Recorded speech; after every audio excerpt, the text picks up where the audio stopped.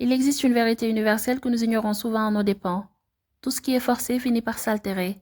Que ce soit en amour, en amitié ou dans le travail, vouloir contraindre une relation, c'est comme enfermer une matière vivante dans un espace sans air.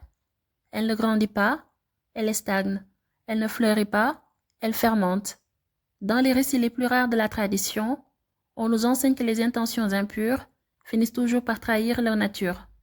Le prophète sallallahu alayhi wa sallam décrivait les âmes comme des soldats mobilisés. Celles qui se reconnaissent s'unissent naturellement, les autres divergent. Forcer une union que l'âme rejette, c'est créer une forme d'hypocrisie spirituelle qui finit par peser sur le cœur. S'obstiner à maintenir un lien qui ne veut pas être là, c'est s'exposer à une amertume profonde. La sagesse islamique nous rappelle, ce qui ne t'est pas destiné, tu ne l'atteindras pas malgré ta force. S'acharner sur une porte fermée, c'est s'épuiser inutilement. À la fin, on n'obtient aucune satisfaction, mais seulement la douleur de celui qui a tout donné pour un mirage. La vraie paix réside dans le détachement. Si une relation nécessite une force constante pour exister, c'est qu'elle n'est pas nourrie par la vie, mais par votre propre épuisement. Apprenez à laisser partir ce qui résiste, pour laisser place à ce qui vous est réellement destiné. Khair Inch'Allah.